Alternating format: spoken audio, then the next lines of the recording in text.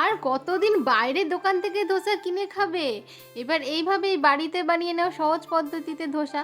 প্রথমেই বিউলির ডালটা ওভারনাইট ভিজিয়ে রেখে তারপরে মিক্সার গ্রাইন্ডে পেস্ট করে নিয়ে তার মধ্যে সামান্য চালের গুঁড়ো মিশিয়ে আবার পেস্ট করে নিয়ে ব্যাটারটা একটা বাটিতে ঢেলে নাও। বাটিতে ঢালার পরে হাত দিয়ে ভালো করে ফেটিয়ে নাও, তারপরে রেখে দাও কিছুক্ষণ রেস্টে।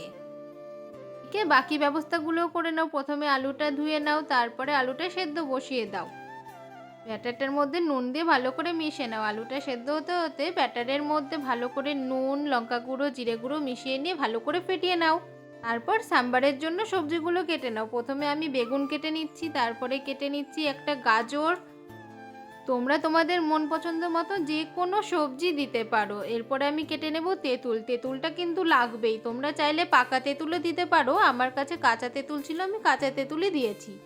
এভাবে সাম্বার করলে কিন্তু ভীষণ টেস্টি খেতে হয়, কোনো রকম ঝামেলা থাকে না, খুব ইজিলি সাম্বার তৈরি হয়ে যায়। তারপরে কিছুটা লঙ্কাও চিড়ে নিলাম। এবার সবজিগুলো ভালো করে ধুয়ে নেব। ধোয়ার পরে তেলে দেব শুকনো লঙ্কা, জিরে, সর্ষে ফোড়ন, মধ্যে সবজিগুলো দিয়ে দেব। সবজিগুলো বেশি ফ্রাই করার দরকার নেই, তার মধ্যে লবণ, লঙ্কা গুঁড়ো, হলুদ দিয়ে সেটা হালকা ফ্রাই করে নিয়ে তার মধ্যে দিয়ে দেব বেশ অনেকটা জল, অনেকটা পরিমাণে, কারণ তোমরা জানোই সাম্বার কিন্তু ঝোল ঝোল হয়। সাম্বারটা এদিকে সেদ্ধ হোক, এদিকে আমি আলুগুলো ছিলে নিচ্ছি। সেদ্ধ করা যে আলুগুলো রেখেছিলাম সেগুলোকে ছিলে নিচ্ছি। ওগুলোর মধ্যে দুটো আলু আমি ম্যাশ করে সাম্বারের মধ্যেও দিয়ে দিয়েছি, আমার সেটা দেখানো হয়নি। তোমরা চাইলে তোমরাও দিয়ে দিতে পারো। এদিকে আমার সাম্বারটাও রেডি হয়ে গেছে।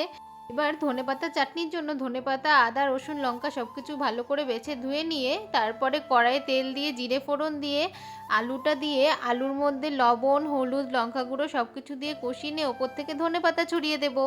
চাটু গরম হলে চাটুর মধ্যে সামান্য জলের ছিটে দিয়ে মুছে নাও, তারপরে দিয়ে দাও বিউলির ডালের ব্যাটার এবং আলুর পুরটা। আর এদিকে ধনেপাতাটা পেস্ট করে নিয়ে তার মধ্যে সামান্য লেবু দিয়ে দাও। ধনেপাতার চাটনি রেডি, আমার ধোসাও রেডি।